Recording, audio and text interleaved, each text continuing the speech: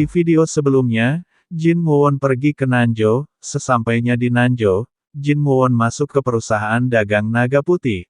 Untuk mencari kabar tentang Pak Wang, Jin Muwon bertemu dengan kapten pengawal dan mengutarakan keinginannya untuk ikut mencari Pak Wang ke-6. Tanpa berlama-lama, kita langsung simak video kelanjutannya. Setiap tahun, banyak sekali orang berbakat masuk dunia persilatan. Para pendekar di dunia persilatan kemudian memilih orang-orang dengan berbakat setinggi langit, dan menunjuk mereka menjadi 7 langit rendah, dan pria di depanku, tidak terpilih menjadi 7 langit rendah. Tapi, kemampuan berpikir dan analisisnya tak terkalahkan di penjuru negeri. Sungguh, ia luar biasa berbakat, ialah Mu Huan yang bijaksana. Ditambah lagi dia, wanita yang seorang diri berhasil menumpas puluhan pria kuat, ialah Chae Yakran.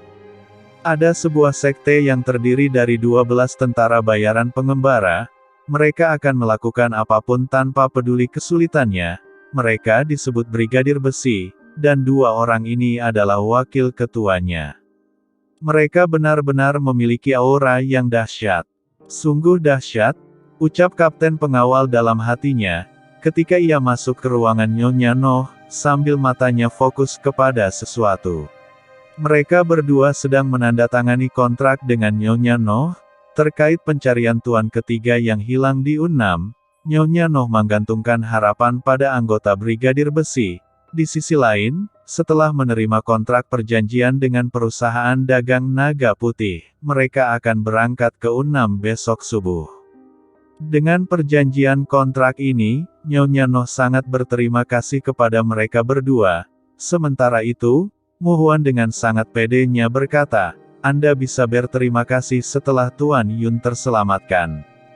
Terkait keberangkatan besok, Nyonya Noh menanyakan sesuatu. Ia berkata, jika boleh bertanya, apa hanya kalian berdua yang berangkat? Mu Huan menjawabnya, ia berkata, tentu tidak Nyonya, bukan hanya saya dan wakil Chae, kami juga ditemani, si pemburu ajal, Im Jin Yop, si panah senja, Dam Jin Hong, dan pendekar pedang 7 aliran, Gong Song Chang. Kami berlima akan berangkat besok, sementara para brigadir besi lain, mereka sedang dalam misi bersama ketua sekte. Kami akan bertemu di Sachon sebelum menuju U6. Jadi Anda tidak perlu cemas Nyonya. Nyonya Noh pun menjadi lebih lega mendengar banyak orang yang akan berangkat. Di sisi lain, sang kapten juga ikut bersyukur, semua brigadir besi akan ke U6, sehingga kemungkinan berhasilnya penyelamatan tuan ketiga akan bertambah secara signifikan. Karena kesepakatan sudah terjalin, akhirnya Mu Huan dan wakil Chae pun pamit.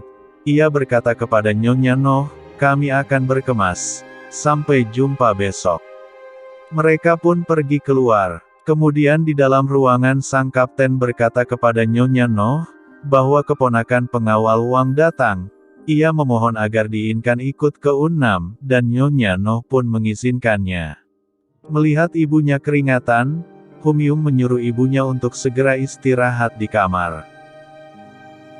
Singkat cerita, di perusahaan dagang naga putih, terdengar Humyung berteriak kepada adiknya Seo Yin. Seo Yin memaksa kepada kakaknya, agar ia ikut berangkat mencari Jamyung ke U6. Bersama Brigadir Besi, Humyung berteriak, Seo Yin, kenapa kau ngotot membahayakan diri? Seo Yin pun menjawabnya, aku ngotot kayak gini, karena dia keluarga kita. Humyung seketika terdiam, dan memberi izin kepada Seo Yin untuk ikut bersama Brigadir Besi. Waktu pun sudah pagi, Jin Muwon ikut bersama rombongan Brigadir Besi. Ia duduk di barisan paling belakang, melihat keadaan sekitar. Jin Muwon berkata dalam hatinya, firasatku mengatakan kalau semua ini tidak akan ada yang berjalan sesuai rencana. Di tengah perjalanan, Goak Munjung berkata kepada Jin Muwon, tidurmu nyenyak, Kakanda. Aku lumayan gugup, jadi tak bisa tidur, hehe. Goak Munjung terus memperhatikan Jin Muwon. Munjung berkata dalam hatinya, mereka bilang ia keponakan Pak Wang, kan? Ia sangat berbeda dari Pawang, ia lebih tenang dan pendiam. Lalu Munjung so akrab? Ia berkata kepada Jin Muon, ini pertama kalinya aku ikut rombongan besar, ayahku juga pengawal, dan ia meninggal saat tugas seperti ini beberapa tahun silam, itu sebabnya aku sangat gugup, lebih dari biasanya, haha.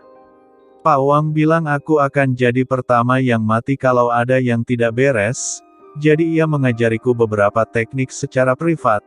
Ia banyak mengomeliku dan bilang aku tak boleh malas berlatih. Aku sangat berterima kasih atas perlakuannya.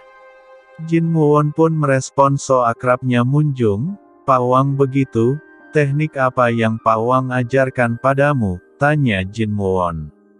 Munjung pun menjawabnya, Pawang mengajarkan 3 teknik dasar. Kunci teknik ini adalah bersabar dan melakukannya sampai selesai, ini akan menuntunku menjadi master bela diri. Walaupun semua orang bilang aku tak berbakat dan tak perlu berlatih bela diri, cuma Pawang yang memahami perasaanku dan membimbingku, karena itu aku berlatih sekuat tenaga, semoga Pawang selamat. Mendengar perkataan itu, Jin Muon terketuk hatinya, dan menjadi ingat kepada Pawang yang merawatnya sejak kecil, lalu ia mengalihkan pembahasan, ia berkata kepada Munjung, kalau sesuatu terjadi, pastikan kau berada di dekatku, dengan perasaan senang Munjung menjawabnya, oh. Oke hehehe, tapi perasaan Munjung malah sebaliknya, ia meragukan seorang Jin Muon, ia berkata dalam hatinya, Kakanda ini, walaupun ia memegang pedang, apa ia benar-benar kuat dan bisa diandalkan? Maksudku, jika sesuatu terjadi, bukankah lebih aman kalau bersama Brigadir Besi? Cerita beralih ke rombongan terdepan, terlihat wakil Cai menyolek Mu Huan, ia memberi isyarat kepada Mu Huan tentang orang yang di belakang, maksudnya kepada Jin Muon. Mu Huan langsung menoleh ke belakang, dan berkata kepada wakil Cai, ah, jadi kau juga mengamatinya, empok. Orang itu, dibanding pengawal lainnya, ia di tingkatan yang berbeda. Ada yang aneh dengan Qi-nya, seperti ada tapi juga seperti tidak ada. Di saat yang bersamaan, ucap Mu Huan kepada wakil Cai, dan wakil Cai pun merasakan hal yang sama. Singkat cerita, sang kapten menginstruksikan kepada seluruh rombongan pengawal, bahwasanya rombongan sebentar lagi akan menyeberangi sungai Keunma, yang berarti lembah awan. Selagi menunggu, rombongan akan dibagi 2 kelompok, dan beristirahat secara bergantian. Kelompok pertama akan makan dulu sementara kelompok 2 akan mengawasi wagon. Kelompok kedua akan beristirahat setelah kelompok pertama kembali. Lalu rombongan pertama beristirahat untuk makan, Jin Muon dan Munjung menjadi salah satu dari rombongan pertama. Terlihat pelayan restoran itu mendekati Jin Muon dan menanyakan makanan apa yang mau dipesan. Jin Muon pun menjawabnya, makanan apapun yang sederhana dan mengenyangkan. Pelayan itu langsung mengambil kesimpulan, ia berkata, oh, saya tahu makanan yang tepat untuk Anda. Anda akan menyukai tumis daging sapi kami. Mendengar hidangan tersebut, Munjung berkata, kalau begitu kami sudah tak sabar. Selepas pelayan pergi, Jin Muon langsung mengolok Munjung, dia kelihatannya naksir kepada pelayan tersebut. Munjung pun malu-malu tidak mengakuinya. Tiba-tiba, Brigadir Besi datang, dengan kesombongannya, mereka berkata, kampret. Aku lapar. Ketika para Brigadir Besi hendak duduk, datanglah hidangan buat Jin Muon, dengan membawa hidangan, pelayan itu berkata, tumis daging sapi terkenal dari kedai Laut Selatan, sudah siap. Munjung pun sampai ngiler melihat hidangan tersebut, sementara para Brigadir Besi ikutan pesan daging juga, dan meminta membawa banyak minuman. Pelayan itu langsung mengajak kenalan kepada Guak Munjung, ia berkata sambil menjulurkan tangan, namaku Soryung, Ham Soryung, siapa namamu? Kakang. Munjung tersipu malu, ia berkata, Kakang. Haha, jadi, namaku Guak Munjung. Soryung kagum kepada Munjung, Ia memujinya. Oh, jadi Kakang Goak Munjung, juga seorang pengawal, nanti aku juga perlu pelindung, apa aku bisa menjemput Kakang di perusahaan dagang naga putih? Dengan gugup Munjung menjawabnya, tentu. Hehe. Jin Muon tersenyum mendengar pembicaraan para bocil itu. Tiba-tiba ada tamu datang, tamu itu memperhatikan Jin Muon dan Munjung yang sedang menyantap hidangannya. Di sisi lain Brigadir Besi Mu Huan memperhatikan tamu yang baru masuk itu. Ia berkata, "Oh, sepertinya itu petapa dari biara Gongdong, bocah itu mungkin statusnya tinggi. Umumnya biara itu tidak mengirim murid muda keluar. Kecuali jika mereka sudah mencapai ilmu bela diri tingkat lanjut." Sementara itu, sambil makan, Jin Muon mengajak ngobrol Munjung. Ia berkata, "Apa kau iri padanya?" Munjung pun menjawabnya, "Tidak, sama sekali tidak. Aku puas menjadi pengawal. Ayah pernah berkata, walau kita dibayar, sudah tugas kita untuk melindungi nyawa majikan dan kepemilikan mereka. Karena itu, orang-orang sangat mempercayai kita dan mau tak mau mereka akan mengandalkan kita, karena kita hidup jujur dan sederhana. Kurasa tak ada pekerjaan yang lebih penting daripada ini." Mendengar ceritaan tersebut Jin Muon memberi apresiasi kepada ayah Munjung. Ia berkata, "Ayahmu sangat tulus." Dan ketika Jin Muon sedang enak makan, tiba-tiba terdengar orang-orang dari biara Gongdong itu berteriak marah-marah kepada koki di restoran itu. Ia berteriak, "Siapa yang masak? Keluar sini. Di mana tukang masaknya? Kalian tak mengacuhkan kata-kataku." Sang koki dan anaknya yang menjadi pelayan itu, dengan hariwes-wes keluar dari dapur dan melihat situasi keadaan. Melihat orang yang marah-marah itu sang koki kaget. Ternyata orang itu adalah kakak seperguruannya, ketika ia menimba ilmu di biara Gongdong. Tak disangka orang yang lagi marah itu melemparkan makanan tepat di muka sang koki. Anaknya pun histeris melihat kejadian itu. Sementara orang yang sedang marah itu terus mengomel kepada koki itu. Ia berkata, "Jadi kau Ham Taepyung. Saat mengunyah makananmu, pewaris biara Gongdong, jenius kita, giginya patah. Inikah caramu membalas dendam pada keluarga biara Gongdong yang agung? Kau bajingan picik Ham Taepyung."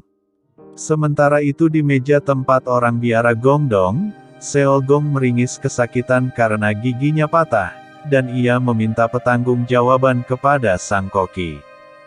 Sang koki sambil mengelap mukanya berkata kepada Mu Hae, "Kakanda, kenapa kau masih begini? Aku sudah tidak ada hubungan lagi dengan biara Gongdong." Mu Hae malah berteriak. Ia menyangka bahwa koki itu mengelak. Dengan rendah hati, koki itu menjelaskan bahwa dirinya tidak mengelak, dan dia selalu mengecek makanan sebelum ia sajikan. Kemudian sang koki menatap matanya, sambil berkata, "Mungkinkah kamu masih menyimpan dendam itu?" Sang koki mengingat kejadian 15 tahun silam, di biara Gongdong, ada lomba bela diri yang diadakan setiap 3 tahun sekali. Waktu itu Ham Taepyung keluar menjadi pemenangnya. Dengan rendah hati Ham Taepyung menjulurkan tangannya, dan mengapresiasi pertarungan tadi. Dan beberapa bulan sesudahnya, Ham Taepyung terlibat skandal, lalu meridiannya dihancurkan dan diusir dari biara Gongdong. Tetapi Mu Hae belum puas dengan semua itu. Ia berkata dalam hatinya, "Namun kekalahan memalukan waktu itu, selalu memunculkan amarah dalam hatiku." Sang koki berkata kepada Mu Hae, "Kejadian waktu itu hanya mencoreng kebanggaanmu, tapi aku difitnah, dan akhirnya tidak bisa berlatih ilmu bela diri lagi. Dan setelah itu semua, kau masih ingin melakukan ini padaku?" Kemudian sang koki menanyakan kepada Seolgong, tentang giginya yang patah itu apakah benar karena makanannya. Seolgong menjawabnya, "Lihatlah sendiri, jelas-jelas gigiku copot, dan ini sakit sekali." Lalu sang koki itu prihatin tentang keadaan biara Gongdong saat ini. Ia berkata kepada Mu Hae, "Masa depan biara Gongdong sepertinya cukup suram. bahkan tak ada sedikit pun peninggalan ajaran dan budi pekerti Master Tae yang tersisa. Faktanya kau mencoba berbohong. Mendengar omongan itu Mu Hae memuncak amarahnya, dan ia langsung menyerang kepada Koki sambil berteriak, "Aku sudah tak tahan dengan kesombonganmu.